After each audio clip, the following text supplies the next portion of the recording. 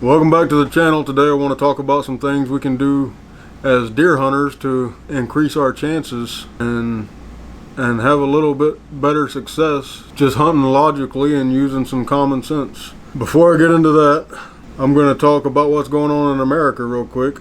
If you don't want to listen to it, you can just skip to this timestamp in the video and then we'll be talking about deer hunting. I don't think I've been as mad over something for this period of time. When 9/11 happened, when the trade centers came down, you know, I was young. I mean, not young, but I hadn't even graduated high school yet. So I remember it. I remember being sad. I remember being mad, all the above. But it doesn't even compare to how I felt yesterday instantly when I saw that Charlie had been shot. I just want to give kind of my point of view, overview real quick on it. One of the first things I saw was different people almost celebrating or posting memes and stuff with just heartless. Like I wouldn't want to see that. You know, if it was Adolf Hitler that was killed and somebody posted a meme, yeah, I'm probably not going to feel too bad for it. But it doesn't matter. It doesn't matter who gets shot. As a human being, he's made in the image of God. God created us in His image. So it doesn't matter. Yellow, brown, black, white. I don't care about race. I don't care about his politics. I don't care about any of it. He could have been pro-abortion, anti-gun rights. It doesn't matter what he stood for, but he stood for something and did it right. And that's a problem with this country, is there's very few people that stand up. Everybody's just going with the flow. So he was one that would stand up, and I admired him for it. I followed him for years. There's not many, even his debates, there's not many I haven't seen. I enjoyed watching him. He had a lot of common sense, and he was a wordsmith. Just like I can barely put a sentence together. But he was a wordsmith.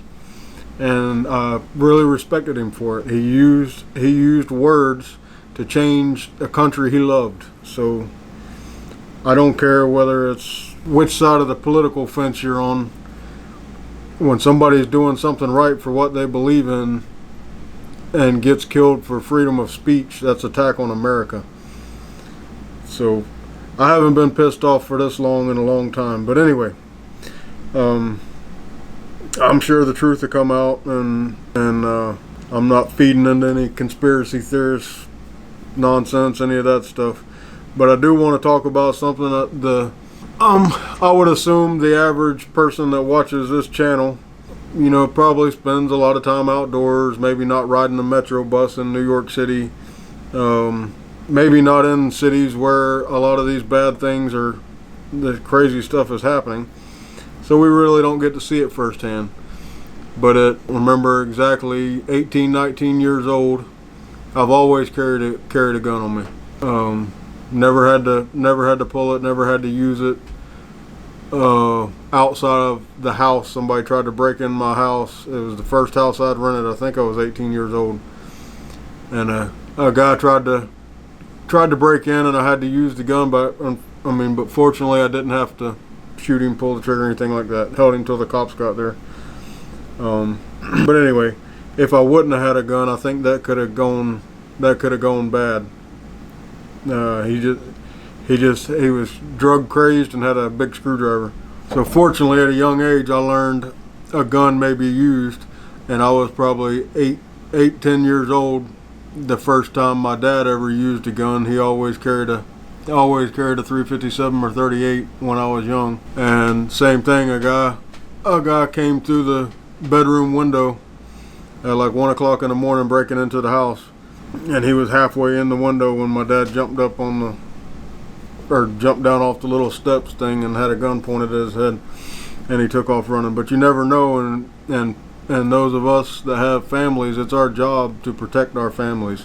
So if you're not one, you may be a avid outdoorsman and you only have a rifle or a shotgun or something, and I'm not saying there's anything wrong with that, but I would pick up something I could carry on me, because this day and age, you never know what's going to happen, even in the woods. I've told a few people a guy tried to carjack me in Ocala pipeline unit while I was hunting. Very dumb on his part, but he had tried to kill his entire family and burnt the house down, and was on the run from law enforcement, hiding out in the woods trying to get a vehicle to get out of town apparently or something. But anyway, I had to use my gun there again, didn't have to pull the trigger. So there are several situations in my life, and even a couple bears, but there are several situations in my life where if I wouldn't have had a pistol on my person, things could have been really bad. And I don't really go into city limits. I mean, it's rare for me to even go in city limits. There's nothing there for me. So, and I know my dad was the same way, but my temperament, I can't tolerate stupidity. I have a horrible temper, so I don't put myself in those situations around people because I know what I would do. So I just avoid crowds, avoid the nonsense best I can. But real quick, I just want to show you, like, anytime you see me, I have a weapon or multiple. So there's a little 38. Sorry, there's a little 380. That's a 38. For different places I go, different clothes I'm wearing, I'll take different guns. All these are concealed. There's a 40, there's a smaller 40, there's a little 22. So depending on where I go, it kind of dictates what I'm taking. I've got different magazines for all these guns. Like this is my gun pile. The two that are on me and the two here are what I'm gonna have on my person basically anywhere I go, and have for a long time. So if you don't carry a gun to protect yourself, you're not gonna wish you had it. You know, you're not gonna wish you carried a gun until you needed it and didn't have it, and it could be too late, and I don't want to see that for anybody. So I know Florida is going back towards open carry, which I wish they would really hurry up. Most things I'm doing I can open carry anyway. So, you know, hunting, fishing, recreational activities, I'm always open carrying. Just like yesterday, I ran out and checked the hunting spot and I put a 38 on my side when I left the house 2 hours before daylight, and didn't take it off till, you know, last night. So all my stock, everything I did, I had a gun on my side. Nobody said a word to me. It may not be 100% legal yet, but I think it will be soon. But be smart about it. Don't leave guns laying around for your little kids to play with. That's one thing. All my kids have been raised with guns laying here on tables. I've got a gun or two in every corner, every drawer. I've got guns everywhere. All my kids have been raised with it, and you know, not long after the age they could walk, they knew how to safely move a gun or anything that needed to be done. No, I'm not leaving loaded guns laying around where a 3-year-old can pick it up and play with it. That's not what I'm saying, but they know what a gun is and what a gun does and what not to do with a gun.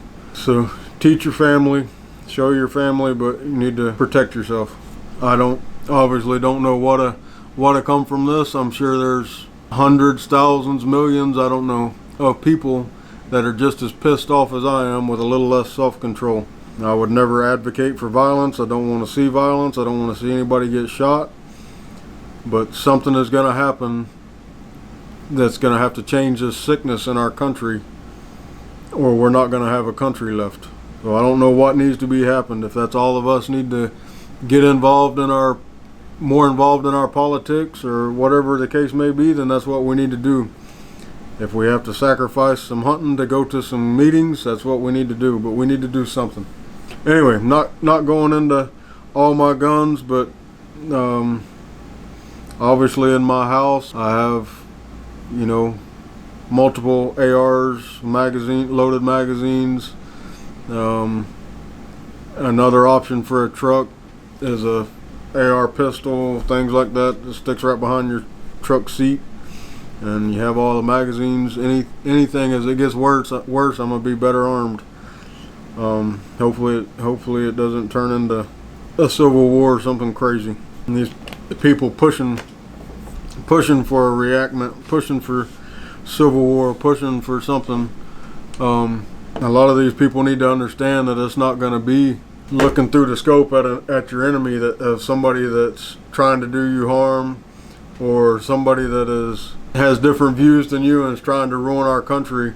You might be looking through the scope at your brother, your sister, your uncle, your cousin, your mom, your dad. Civil war is a nasty thing. So I would never hope I never see the day. But I'm going to be prepared if it comes. As prepared as I can be. Alright, let's talk about deer hunting. So I talked to a guy a couple days ago that's hunting an area I've hunted. I actually shot a big my biggest archery buck in this location, and hadn't really hunted it since, other than a few times here or there. But it's a real small area. Almost have to treat it like private. There's really nobody goes in there. These deer are not pressured. For the most part, they're not pressured. So I'm gonna use that example and talk about what this guy did wrong, and really, because I know the area. So this guy basically he was looking at a map and found this area. Basically you would hunt it like an island, consider it as an island, but it's not an island. So it's got water all down one side of it, and then it has a big ditch that you can't cross. Like it's so thick you can't get a kayak or anything to it. It's got a big ditch down one end of it. It's like 1,000 acres of woods, and then the other end's got a creek, and it's the same thing. It's thick, terrible. You can't even crawl through it. And the same thing with the other side. You can't come in from that way. The closest road is probably 4 miles, and you can't come into this. It's basically, and it's a mix of like cypress, bay trees, cedar trees, pines. It's got a few scattered oaks, more isolated oaks. Deer have everything they need right there, and it's so hard for a human to get to it. And it's one of those places that's so hard to get to, like you hunt it one day and you don't want to go back for a week. But this guy found it, went in and hung a camera, and got like 30 bucks in 5 days or something, which is that's how many are in there. It's unbelievable. They die of old age. But instead of hunting it smart, which would be treat it like it's private, I'm the only pressure, and the average, the wind most of the time is out of the north or northeast. When it's cool, things like that. When the most predominant wind is out of the northeast, and that's perfect because you need to access from the west side of it. Basically, it's absolutely perfect. You access from the west side, and the deer are laying off the east side of what we're calling an island. Like it lays out perfect. It's easy. I mean, it's hard physically to get in and out of, but it's very easy to shoot a deer there. So this guy finds it, gets a bunch of deer on camera, a bunch of good bucks on camera. So he stopped by and we were looking through the pictures and stuff. Well, he told his brother. Then he told I guess it would be a cousin, whatever. So now there's 3, 4, 5, 6 guys that think they're going to go in there and hunt this island and be successful. Now, they might be successful once or twice. They might be successful this season, but that will be the end of that, and those deer will be gone. And it may be 5 years before they come back. They're only there because of the lack of pressure. So if I hunt that, or he hunts that, and becomes the pressure, and that's really why I hadn't gone back. I haven't really struggled killing deer anywhere else, but if it was a bad season and I was struggling, I could go there and shoot a deer. So he's going to ruin the spot and not have anything. So what's the point of scouting? What's the point of going through all that stuff and finding that perfect spot if we're just going to tell everybody about it and take our buddies in there and set up all over the place and put cameras everywhere? Like, the deer are going to know they're being hunted and they're going to leave. Now, I'm going to use, at the time I'm recording this, there's a manhunt going on for Charlie Kirk's shooter. So the FBI and everybody's looking for him. This guy knows the FBI and everybody are looking for him, so he's hiding. So if the FBI decide they want to find Derek Norwood, They could walk in this door right now and catch me sitting here at this table. It would be easy to catch me because I don't know I'm being hunted. It's no different than the deer. If they don't know they're being hunted, they're being relaxed and they're doing what deer do. As soon as they know they're being hunted, they're hiding. So hunt smart. Use your brain. Think about it a little bit. If your goal is just to hunt with your buddies and go have a good time, then do exactly that. But your goal can't be hunt with your buddies and go have a good time and kill trophy deer consistently, because it's not going to happen. Not in this type of situation. So most of the time,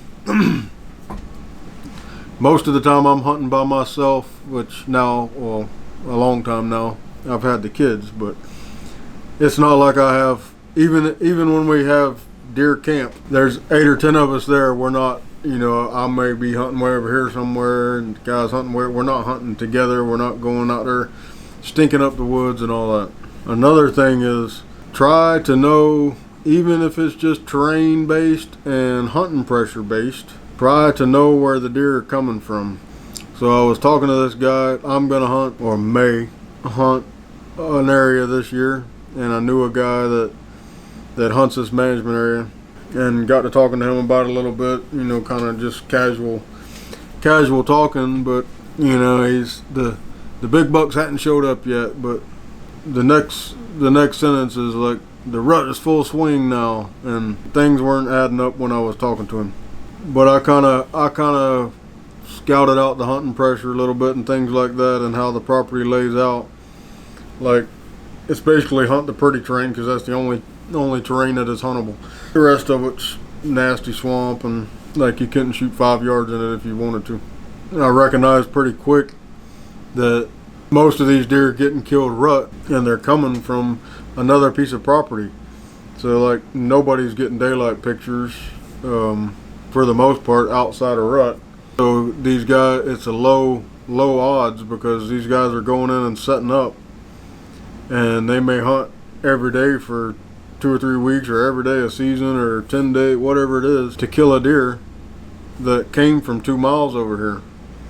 So I mean, if that's the only place you have to hunt and the only option, then I guess have at it. But I think you could go just about anywhere else in the state and have a lot better chance. At least, like, I'm not hunting unless I know I'm close to a buck when I originally set up.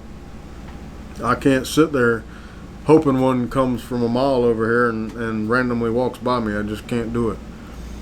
So I think that would be a way to improve the success rate, would be learn where the bucks are coming and going from, not trying to catch them out of pocket. Learn how to deer hunt, not how to deer wait. Anybody can sit in a stand and wait on a deer to walk by, but that's not learning how to be a deer hunter. Another thing is, I've seen a lot of, some management areas you're allowed to hang a tree stand or put up a ground blind or whatever it is 1 week before season opens. A lot of them are 1 day before season opens, whatever. So I'm seeing guys go out to their prime location. They haven't pressured it all year, to hear them talk. They haven't pressured it all year. They've stayed out. They left the camera there 6 months ago. They're getting bucks pretty regular. Well, they go out the day before season and hang a stand and leave it there overnight, and then wonder why they never see the deer. I mean, it's not rocket science. He just smelt you. They all just smelt you. Come and go.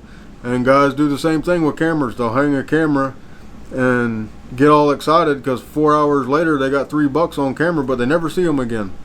Well, it's because the deer crossed your trail back here, wherever it was, and tracked you to the camera, and he was just trailing you. Now he's not coming through there anymore. It's not rocket science. I mean, there's some deer that don't care, but as a majority, I think they care, and that's why take the chance. Go in with your stand on opening morning, opening evening, whatever you're going to hunt. The first day, take your stand, hang your stand, hunt, take it out with you. I mean, if there's a perfect situation, you can access in the water and everything's great, yeah, leave it. But for the most part, that's not what I'm seeing. I'm seeing guys hanging their stands 10 yards off the off of a trail and leaving it there, and then wondering why their bucks disappeared and they never see them again. You use the noggin for a little more than a hat rack. I've seen people, especially some older guys, that would hang a stand or hang multiple stands and leave them for years, which is not legal on public property anymore. But they would leave them for years, and then opening day they would just replace the strap or whatever it was, and it didn't seem to affect the deer at all. And I could see that because I've done the same thing with cameras where I've left them. It may not always be the same camera, but I've had a camera on the same location on the same tree for 5-6 years, longer than any deer there's been alive, and they just quit paying it any attention at all. So I could see where that would work, but it's not legal again on public. We got to take our stuff with us. Some of y'all know I smoke my clothes before I go to the woods. Sometimes I'll smoke my truck. Sometimes I'll smoke my clothes again while I'm in the woods. I'll smoke them, a couple times if we're camping and hunting, whatever. I had a guy send me this. I'm gonna be trying it. It's just a spray bottle with smoke scent, and it smells good. I don't know how they made it, but it smells good. And then a dirt. So I've never been crazy about the dirt cover scent, because I don't think there's anything we can do that covers up our human scent. We can probably mask it a little bit. There's precautions we can take, try not to sweat and add more scent, but as far as our scent, I don't think there's anything we can really do. But what I like about the smoke, and when I smoke my clothes, I'm not trying to cover my scent. I'm not trying to hide my scent. What I'm trying to do is pique the deer's curiosity, and I've seen it happen on bucks. Does I've never really paid attention to too much, I don't guess, but the first time I saw it work on a buck was probably 20 years ago.